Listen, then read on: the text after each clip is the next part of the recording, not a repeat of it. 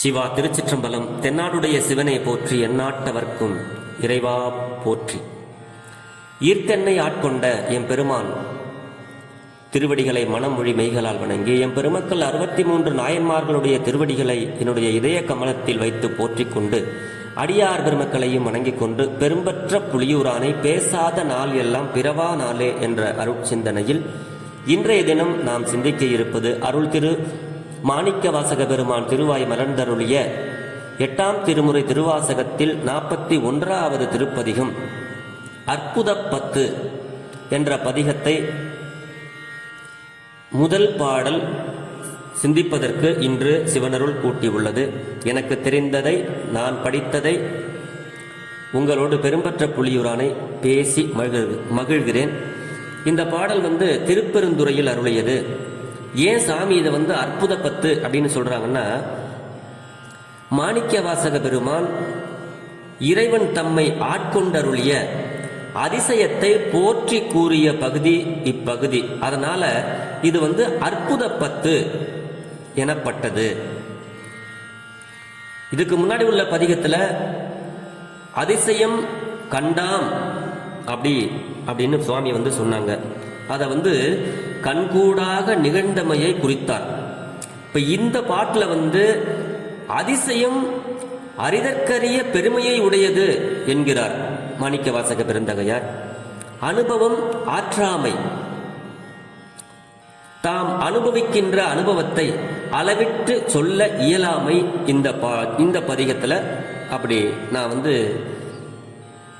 அற்புதம் விளம்பேனே, நான் எப்படி சொல்லுவேன் அப்படின்னு இந்த பாட்டில் நான் எப்படி சாமி உன்னை பாடுவேன், நான் எதை சொல்லி பாடுவேன் அப்படின்னு சுந்தரமூர்த்தி சுவாமிகள் திருவாரூர் பெருமான்கிட்ட கேட்ட மாதிரி, உன்னுடைய புகழை நான் சொல்ல அளவில், அதாவது சொல்ல ஒண்ணாதவன் நீ, சொல்லில் அடங்காதவன் நீ, நான் எப்படி சொல்றது அப்படின்னு எப்படி நெகிழ்ச்சியாக இருக்கிறாரோ அந்த மாதிரி இந்த பாடல்லையும் நான் எப்படி சொல்ல முடியும் என்னால அப்படின்னு மாதிரி ஒரு கேள்விக்குறியாக இந்த பாடலை பாடுகிறார். இதனுடைய ராகம் மோகனம். திருச்சிற்றம்பலம். மையலாயிந்த மண்ணிடை வாழ்வு ஏனும், மையலாயிந்த மண்ணிடை வாழ்வு ஏனும் ஆழியுள் அகப்பட்டு தையலார் எனும் சுழித்தலை பட்டு நான் தலை தடுமாறாமே,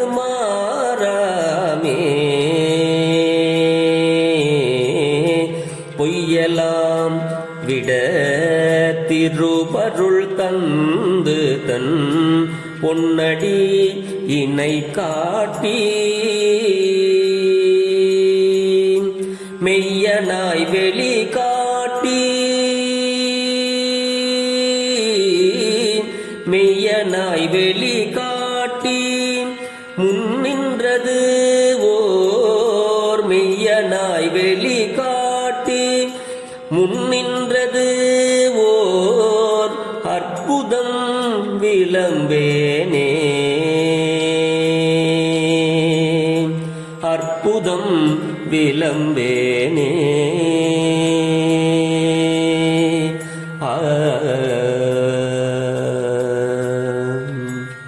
திருச்சிற்றம்பலம். இந்த பாட்டில் சுவாமி நமக்கு என்ன பொருள் சொல்றார் அப்படின்னு பார்த்தோம்னா, பொருள் அல்லாவற்றை பொருள் என்று உணர்தல், அதுதான் மயக்கம். ஏதாவது பொய்யை மெய் என்று நம்புதுதான் இவர் ஏதோ மயக்கத்திலே இருக்கிறாரு, ஏன்னா தெளிவு பெறாமை, அதுக்கு பேரு தான் மயக்கம். இவருக்கு ஏதோ மருந்து வச்சுட்டாங்க, மயக்கத்தில் இருக்கிறாருங்களாம் நம்ம சொல்றது உண்டு, கிராமப்புறங்கள்ல எல்லாம் சொல்றது உண்டு. அது மாதிரி பொருள் அல்லாதவற்றை பொருள் என்று உணர்தல் மயக்கம்.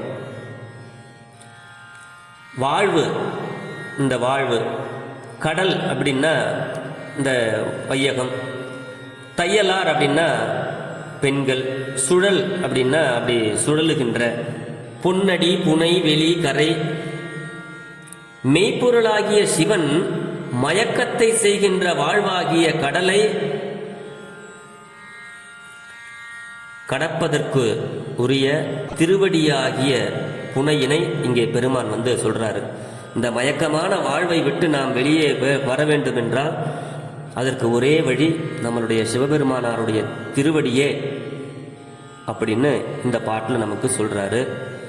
அதுதான் மையலாய் அப்படின்னா மயக்க உணர்ச்சி உடையவனாக இந்த மண்ணிடை வாழ்வு, இந்த மண்ணுலக வாழ்வு என்கின்ற ஆழியில் அகப்பட்டு, கடலில் அகப்பட்டு, தையலார் என்னும் அப்படின்னா பெண்கள் என்கின்ற சுழித்தலைப்பட்டு அதாவது சுழற்சியில் சிக்கி நான் தலை தடுமாறாமே, நான் நிலை கெட்டு போகாத வண்ணம் போகாதபடி எங்கள் பெருமான், எங்களுடைய சிவபெருமான் உண்மையானவன், மெய்யனாய் மெய்யே உந்தன் பொன்னடிகள் கண்டின்று வீடுற்றேன் அப்படின்னு சொல்லுவார் சிவபுராணத்தில்.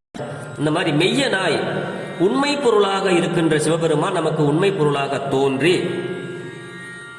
தன் பொன்னடி இணை காட்டி அப்படிங்கிற தனது அழகிய திருவடிகள் இரண்டினையும் நான் காணும்படி காட்டி பொய்யெல்லாம் விட, அதாவது பொய்யெல்லாம் என்னை விட்டு நீங்கும் வண்ணம் திருவருள் தந்து எனக்கு வந்து திருவருள் புரிந்து வெளிக்காட்டி அப்படிங்கிறார். ஞான ஒளியை கொடுத்தார் சிவபெருமான். அப்படி ஞான ஒளியை கொடுத்து முன் நின்றது, எதிரே நின்றதாகிய அந்த திருப்பெருந்துறையில பெருமான நேருக்கு நேராக அவர் அற்புதமாக பார்க்கிறார். அதுதான் இங்கே முன் நின்றது, எதிரே நின்றதாகிய ஓர் அற்புதம் விளம்பேன் அப்படிங்கிறார். ஒப்பற்ற அதிசய செயலின் பெருமையை யான் சொல்ல வல்லேன் அல்லேன். என்னால் எப்படி சொல்ல முடியும்? அதுக்கு எனக்கு அதை சொல்றதுக்கு என்னால் முடியல, அந்த அளவுக்கு என்கிட்ட வலிமை இல்லை, வல்லேன் அல்லேன் அப்படின்னு சுவாமி இந்த பாட்டில் வந்து பொருள் சொல்றாரு. ஆக பொய்யெல்லாம் தவிர்ந்து உண்மையை கொடுக்கக்கூடியது சிவபெருமானாருடைய திருவடியே.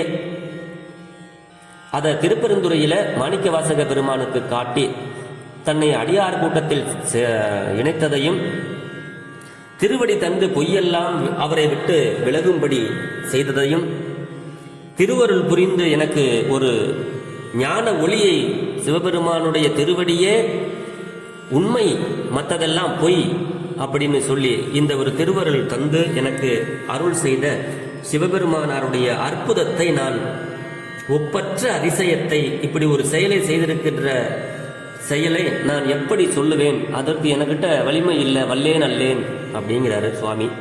ஆகையினால பற்ற வேண்டியது நாம் எல்லாம் சிவபெருமானாருடைய கடல்களைத்தான் என்று மாணிக்க வாசகர் அருளுகிறார்.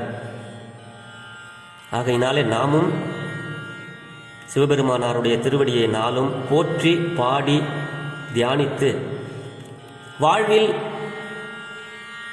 நலம் பல பெற்று வளமோடு வாழ்வோம் என்று சொல்லி பெரும்பற்ற புலியூரானை பேசாத நாளெல்லாம் பிறவா நாளே என்ற சிந்தனையை நிறைவு செய்கிறேன்.